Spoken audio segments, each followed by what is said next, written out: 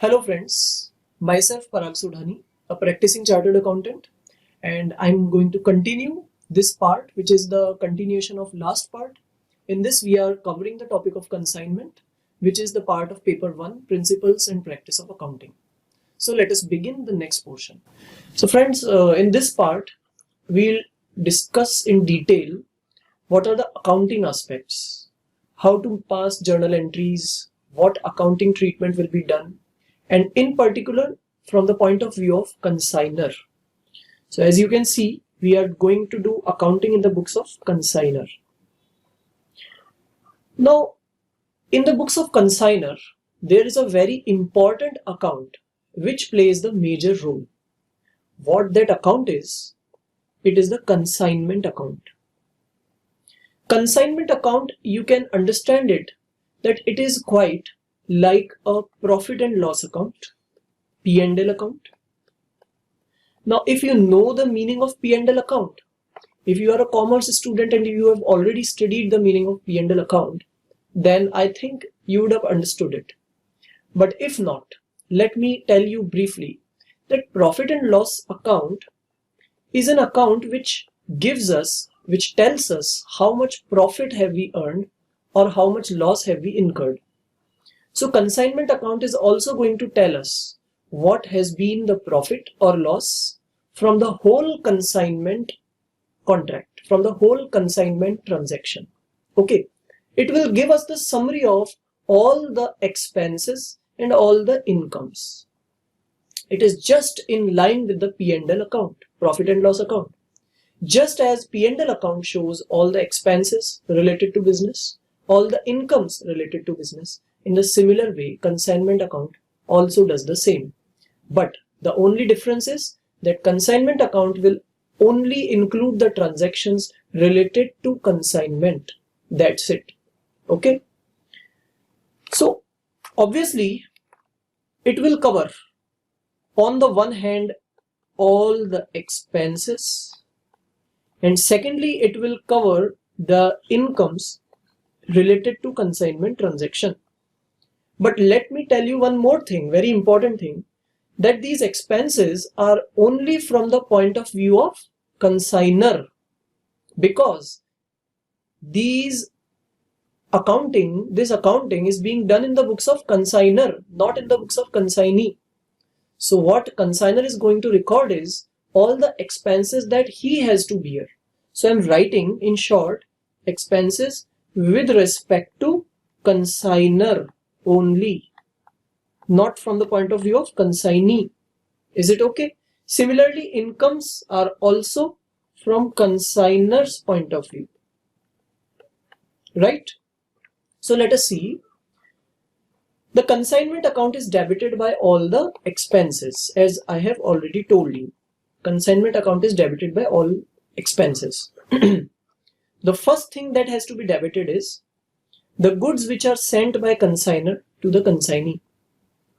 So these are the goods. This good sent can be treated like an expense because it is consignor's expense. Consignor has provided, he has given entry to these goods into the chain of consignment. He has entered these goods in the chain of consignment.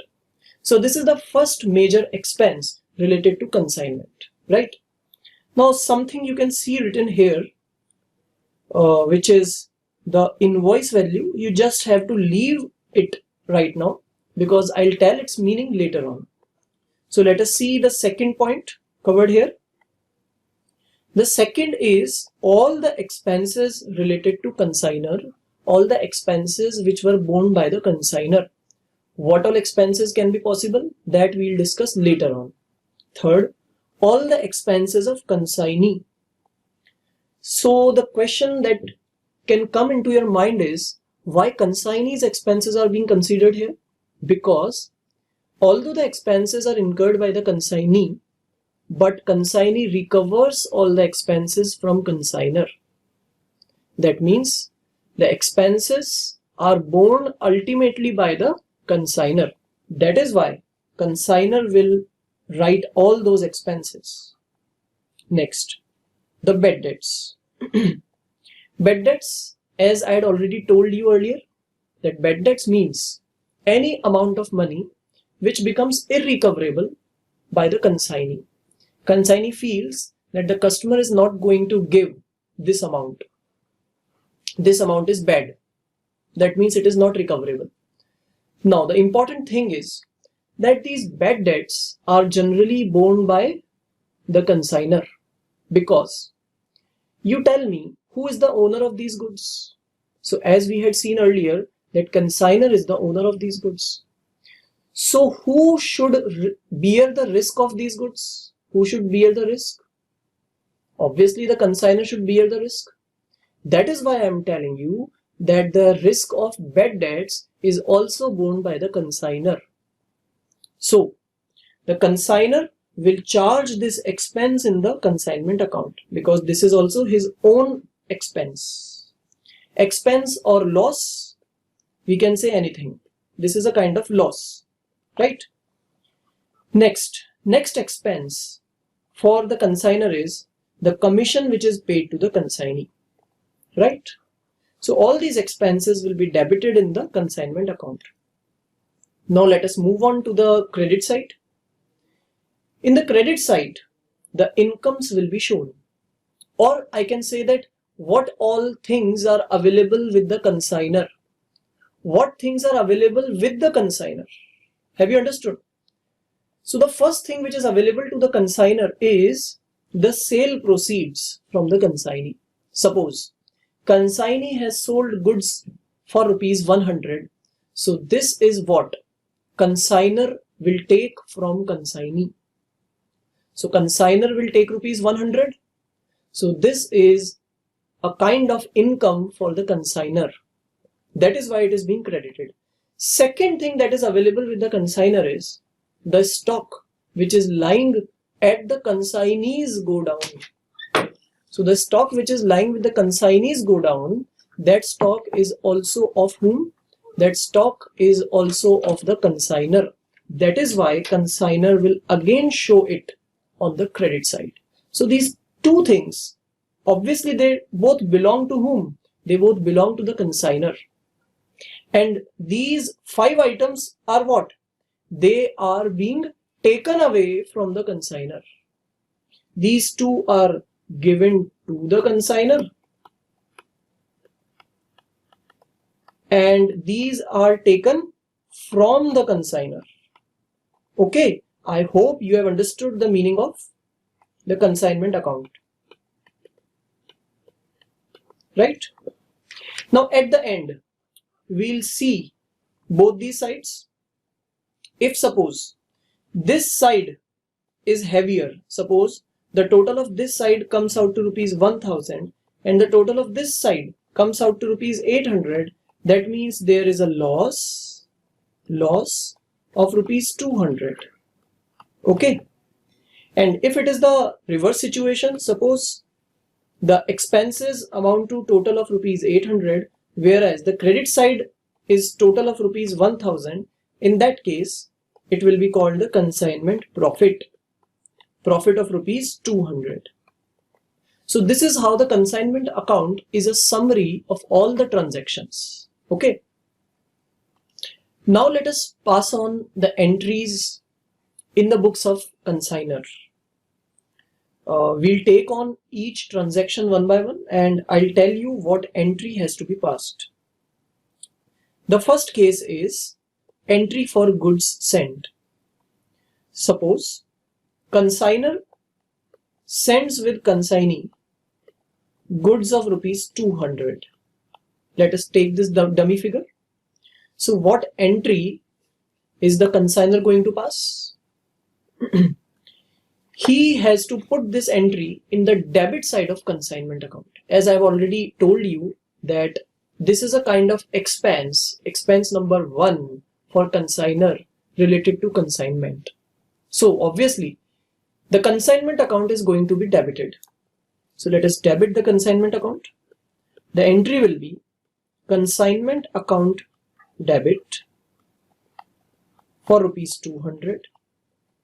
And what will be credited? An account which is named as goods sent on consignment, this account will be credited by rupees 200. Is it okay? This is how the entry will be passed. Secondly, entry for expenses of consignor.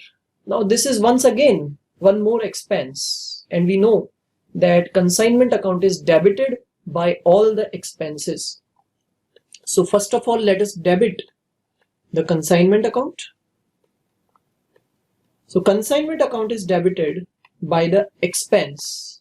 Let us assume that the expenses which are borne by the consignor are, say, rupees 15, 1515, right? So consignment account will be debited by rupees 1515, and what will be credited? So the consignor has suffered what? He has suffered an expense, and that's why his bank account or cash account will be credited, because his bank or cash balance have reduced by rupees 15, right? Okay. Thirdly, in the third case, entry for expense of consignee. This time who has incurred the expense? Consignee has incurred the expense, but it is to be borne by whom? Who will ultimately bear it? Consignor will bear it. So this is considered as an expense for consignor. That's why again consignment account will be debited. Debited by, so we can see here that consignee's expenses are rupees 20. So consignment account will be debited by rupees 20. And what will be credited? Now tell me friends, will consignee take this amount from consignor or not? Yes, because consignee would say that I have expended rupees 20, I have spent rupees 20, and you will have to give me, you will have to refund me that amount. So in a way we can say that consignee becomes the creditor for consignor.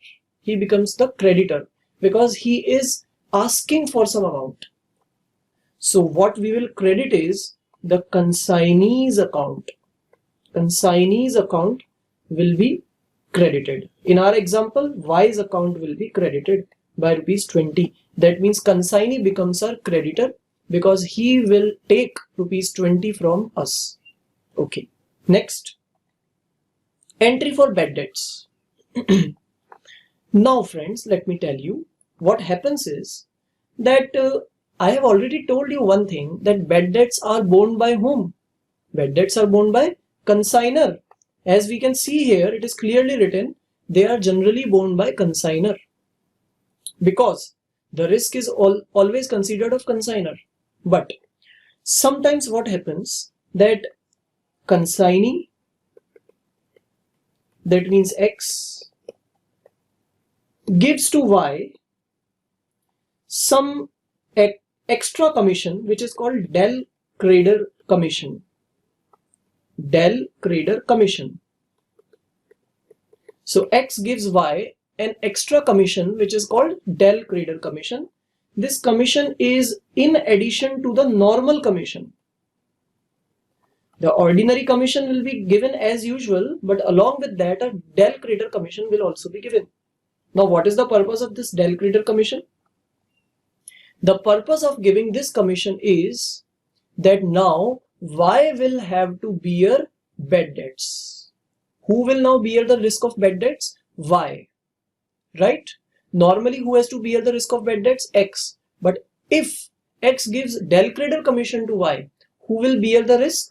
Y will bear the risk. Okay, so this is the purpose of giving Del Crader Commission, right?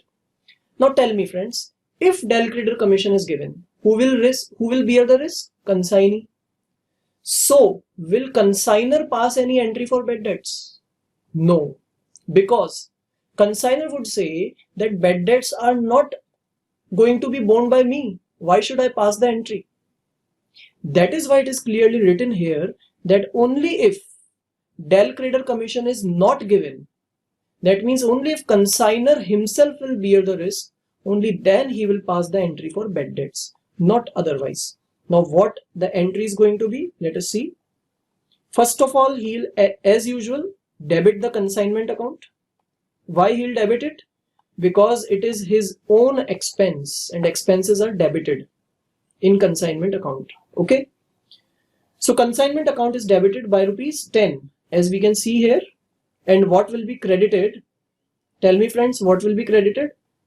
Consignee's account will be credited, because once again consignee will say consignor that I will recover this bad debt from you because it is your risk.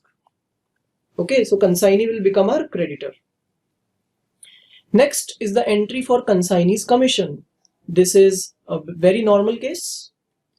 Again, consignment account will be debited because this is a very important expense for consignor.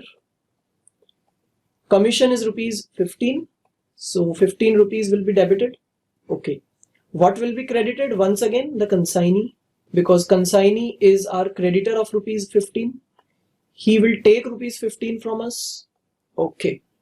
So these are some of the entries related to consignment. Next is the entry for recording sale proceeds from consignee. So as you remember that Y will make sales and he'll receive some amount from the customers. Let us say he receives rupees 100 from customers. Now whose amount is this? Who is entitled to get this amount? Is Y entitled to get this amount? No, not at all. This amount belongs to X. That is, this amount must be handed over to X, consignor. But obviously, before handing it over to X, consignee is going to deduct his own expenses. That is another thing. But in general, we can say that this 100 rupees is belonging to the consignor. So, this is an income of consignor. So, consignor will credit the consignment account. So, this time, the consignment account will be credited. Why it will be credited? Because this is the amount which belongs to the consignor, right?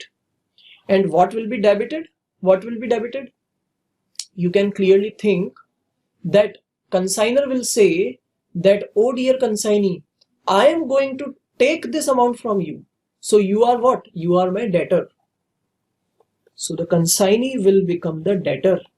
Consignee account will be debited by rupees 100. So this transaction will be of rupees 100, right? Okay, lastly, the entry for stock on consignment. This is in fact not the last entry. There are a few more entries, but for the time being, this is the last entry we can say. This is the entry for stock on consignment. As I had already told you that the stock which is lying at the end with the consignee, who that stock belongs to? Can you tell me? That stock is once again of the consignor. So consignor will treat it as his own thing, and that is why once again the consignment account will be credited. And what will be debited this time? What will be debited this time? Let us say the stock lying at the godown is of rupees say 170. So consignment account is credited by rupees 170, and what will be debited? Obviously the stock account will be debited because it is an asset. It is an asset for consignor.